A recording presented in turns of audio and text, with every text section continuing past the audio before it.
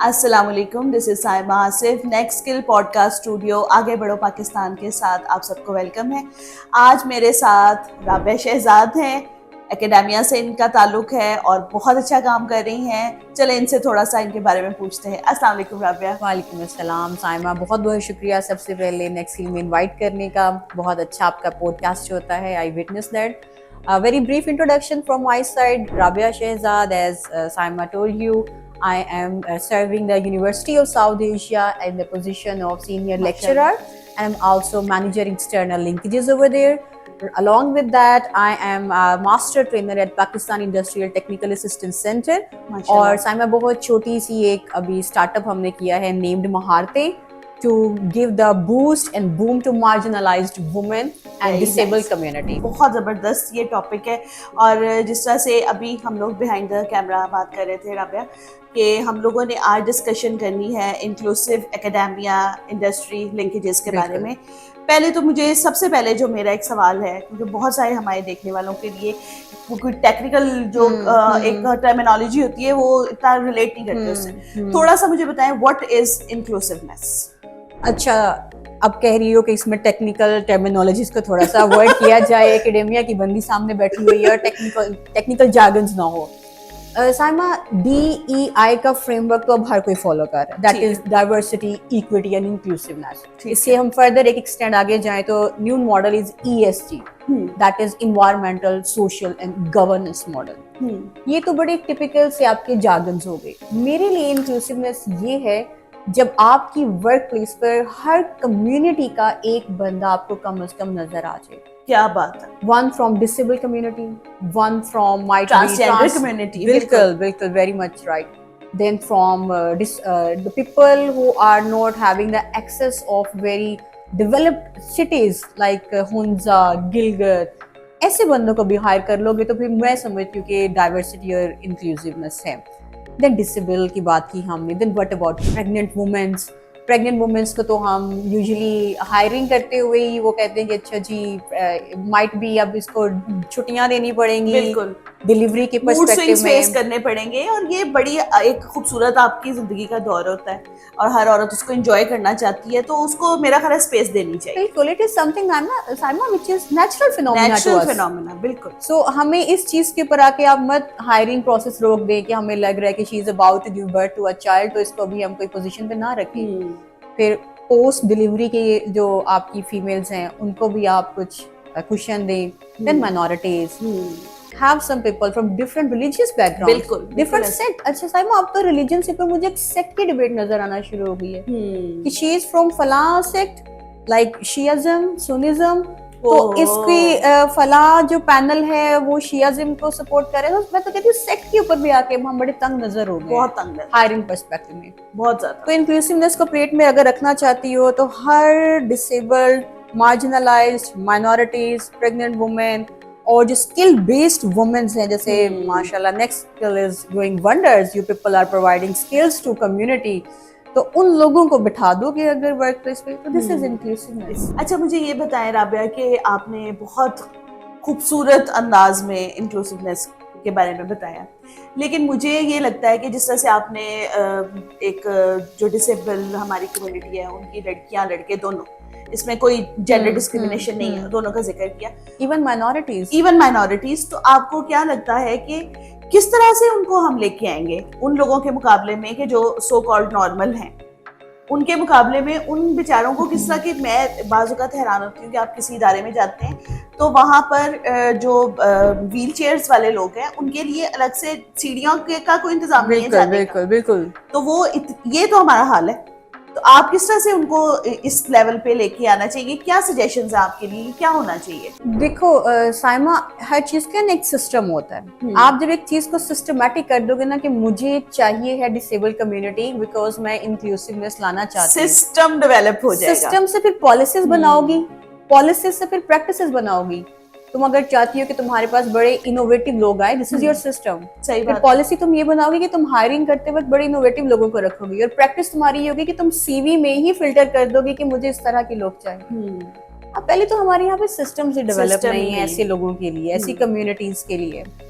the very first call is to develop systems towards inclusiveness, then to craft policies that is in alignment with systems, then to craft practices that is in alignment with your policy and with your system. वो जब आप sorry एक मोती में पिरो दोगे ना इन तीनों चीजों को, रिजल्ट आपके टेबल पे होगा। हायरिंग करते वक्त आप क्यों नहीं लिखते हो कि डिसेबल्ड are also allowed बल्कि I guess encouraged to apply, बड़े अच्छे अल्फाज में होना चाहिए। डिसेबल्ड वी आर ओपन, जैसे हम लिखते हैं कि ओपन जॉब फॉर एम्प्लॉयर, तो आप यहाँ पर लिखिए कि disabled are encouraged to apply, marginalized community are encouraged to apply, then लिखिए यहाँ पे pregnant women are encouraged to apply, or the women who have just gave birth to a child, those women are encouraged to apply। ऐसे कभी एक post आप करके तो देखो, जॉब पोस्ट, जॉब डिजाइन ऐसा बना के तो देखो बिल्कुल ऐसे ही है। और जहाँ तक आपने बात की प्रैक्टिसेस की, you are very much right. आप अगर इफ यू आर प्रेग्नेंट तो आप देखें कि आपके वर्क प्लेस पे कोई साइकोलॉजिस्ट है, उसके मूड स्विंग्स को आपने बड़ी अच्छी अभी हाईलाइट की बात, उसको डील करने के लिए आपकी चेयर्स कंफर्टेबल है उसके लिए। सही बात है। Exactly, are you providing them foot baths, आपके फुट स्पेसेस जो होते हैं, बिकॉज यूजुअली ड्यूरिंग डिलीवरी आपके पाँव स्वेल कर जाते हैं, बिल्कुल ऐसे ही। क्या आप उनको कुशन्स या बेड रेस्ट ऐसे दे रहे हो, सीट रेस्ट ऐसे प्रोवाइड कर रहे हो? लेकिन राबिया आप ये भी तो देखें ना कि अपनी फैमिली में कोई आपको उस तरह से पैम्पर नहीं करने को तैयार, अगर इन केस, क्योंकि मोस्टली यही कुछ हमारी लड़कियां फेस कर रही हैं। अगर वन बाय वन आप बटरफ्लाई इफेक्ट क्रिएट करना चाहती हो सोसाइटी में, I usually called it butterfly effect. जब तितली उड़ती है तो वो कहीं ना कहीं जहां जहां जाएगी आपकी नजरों में आती है। एक कंपनी भी ऐसी अगर प्रैक्टिसेस को फॉलो करना शुरू कर देता है, माइट भी कंपैटिटर्स करें, कंपैटिटर्स को देख के माइट भी मीडिया अट्रैक्ट हो, मीडिया कम्युनिटी को देखते हुए माइट भी कोई एनजीओ इस चीज के लिए खड़ी हो जाए, वहां से शायद बात घरों तक आती है, शायद बात इंडिविजुअल तक आ जाए। बिल्कुल। जहाँ जो हमारा रूट कॉज अभी बना कि जी घरों से इंडिविजुअल लेवल के ऊपर तो ये बात नहीं हो रही, लेकिन आई गेस बात कहीं से तो शुरू करनी पड़ेगी। हाँ, ये एक फैशन। आप मुझे ये बताएं राबिया के लिए, व्हाट इज वुमेन एम्पावरमेंट? देखो साइमा, वुमेन एम्पावरमेंट के ऊपर आप बिल्कुल ठीक कह रही हो कि it is a trend now. बहुत नीचे लेवल के ऊपर आके काम करते हुए लोग तुम्हें बहुत कम नजर आएंगे। लोग इसको as a topic, as a theme जरूर यूज करेंगे। वुमेन एम्पावरमेंट आई गेस अगर इस्लामिक पॉइंट ऑफ व्यू से भी देखो तो इसमें कोई ऐसा बात गलत भी नहीं है करना। हज़रत खदीजा को ही देख लो, she was the very first entrepreneur she was the first entrepreneur who created the whole market in Makkah for tijarat, for trade। तो हमारा तो इस्लाम भी हमें सपोर्ट करता है इस चीज के ऊपर।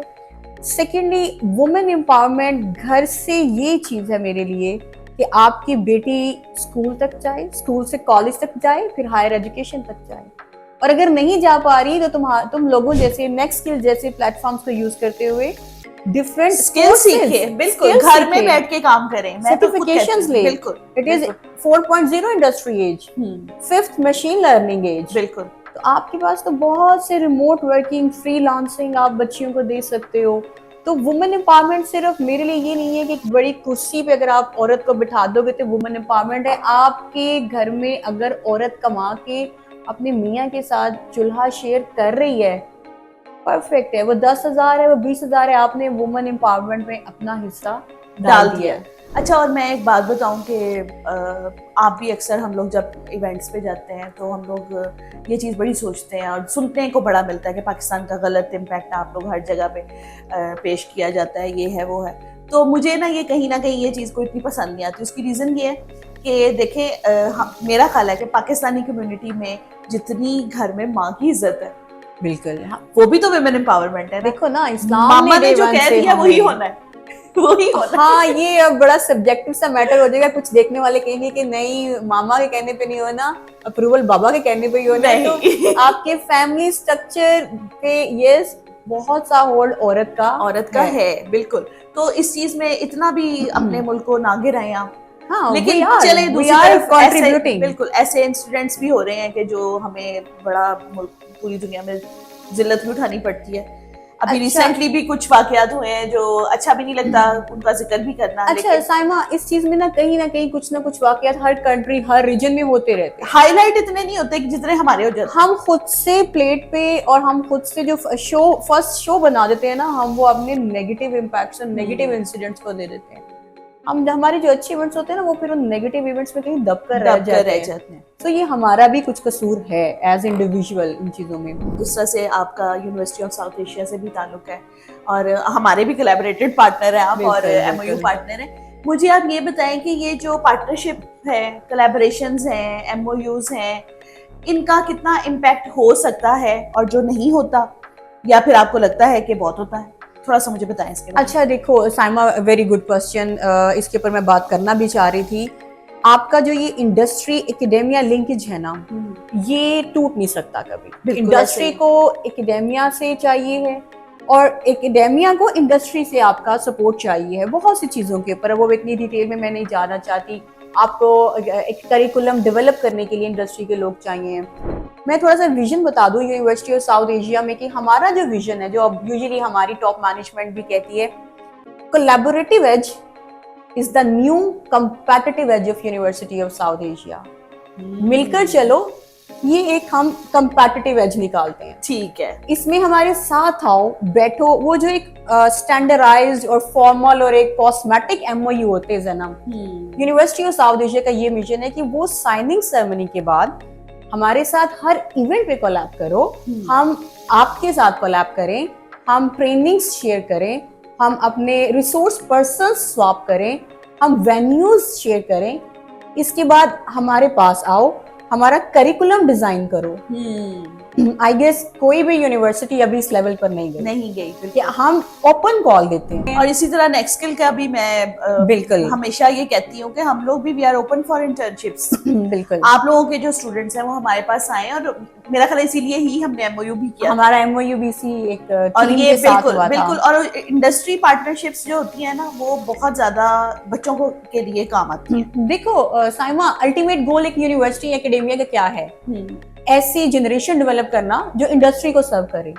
और इंडस्ट्री किस चीज पर डिपेंड करती है? ऐसे स्टूडेंट, ऐसी जनरेशन के ऊपर जो आके उनके लिए एक टॉप पोजीशंस, न्यू विजन और ट्रांसफॉर्मेटिव आइडियाज लेकर आए। तो व्हाई नॉट कोलैब? आओ टेबल पे बैठते हैं, बजाय ये कहने के कि फलां इंस्टीट्यूशन या फलां कोर्स या फलां जो चीज है वो हमारे लिए अप टू डेट या कटिंग एज नहीं है। और हम हमेशा और ये ही शिकायत करते रहे इंडस्ट्री से कि हमारे लिए प्लेसमेंट्स नहीं है। तो आओ मिलकर बैठते हैं, देखते हैं कहाँ पर लूप होल्स हैं। बिल्कुल, so this is the vision and gaps को फिल करें, मिलकर करें। बिल्कुल। When you have so many students around, or especially when they are from Gen Z, आपके Gen Z के बारे में क्या ख्याल है? साइमा, Gen Z बड़ी मजे की है। हाय, कसम से Gen Z मुझे बहुत मजे की लगती है। इसके ऊपर क्रिटिक भी बहुत होती है। हम खुद भी करते हैं, ये वैसे हैं, ये बड़े फ्लैट हैं, स्ट्रेट फॉरवर्ड हैं, बड़े सच्चे बच्चे, कोई टाइम नहीं वेस्ट करते हैं। If they are getting bored from you ना, तो ये कि प्लीज स्टॉप इट। हाँ, कुछ चीजें इनमें जो मसले मसाइल हैं, देखो वो टेक्नोलॉजी की तरफ से है, वो पेरेंट की तरफ से है, वो एनवायरनमेंट की तरफ से, तो ये कॉन्टेक्सचुअल फैक्टर्स तो हर जनरेशन में फेस किए हैं और हर जनरेशन के अपने बिहेवियर्स निकल कर आए हैं। सही बात है। आई गेस इनके बिहेवियर्स के साथ टिंकरिंग करने से बेहतर है इनको एक्सेप्ट कर लो और इनको इनके मुताबिक चीजों का लेकर चलो। ये फन चाहते हैं हर चीज में, इनको फन प्रोवाइड कर दो। ये जल्दी बोर हो जाते हैं चीजों का पढ़ाते वक्त, जॉब के ऊपर भी कंसंट्रेशन स्पैन बहुत कम है, तो इनको वर्क प्लेस के ऊपर भी प्रोवाइड करो। अब मैं अक्सर जेन जी को देखती हूँ, कहते हैं कि हमें हर थोड़ी देर बाद कोई आउटडोर या इंडोर गेम चाहिए। We need coffee, we need gossip, हम जा रहे हैं, ग्रीन एरियाज होते हैं बड़ी जगह पर। बिल्कुल ऐसे ही है। तो आई गेस अब चलना तो हमने इन्हीं के साथ है, इनको इन्हीं के बिहेवियर्स के साथ एक्सेप्ट करो और इनको देखो कि इनको क्या एटमॉस्फेयर सूट करता है।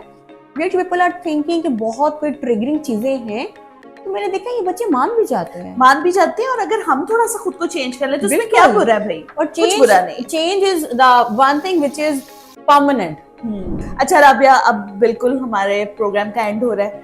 मैं हमेशा सबको कहती हूँ कि बच्चे हमारी एडवाइस पसंद नहीं करते, लेकिन अगर कोई सजेशंस आपकी है नेक्स्ट स्किल स्टूडेंट्स के लिए और सब स्टूडेंट्स के लिए या वैसे पाकिस्तानीज के लिए, तो हियर इज योर कैमरा। अच्छा, यूजुअली मैं भी थोड़ा अवॉइड ही करती हूँ एडवाइसेस से, लेकिन as this is the thing on which we have to end this, हर चीज को दिल से करें। जो भी चीज करना चाह रहे हैं, वो पढ़ाई है, वो डिग्री है, वो नेक्स्ट स्किल का कोर्स है, वो यूनिवर्सिटी ऑफ साउथ एशिया की डिग्री है, दिल से करोगे तो कहीं ना कुछ मुकाम आपका बन जाता है। ऐसा नहीं है कि मार्केट में अभी भी आपके पास स्पेस नहीं है।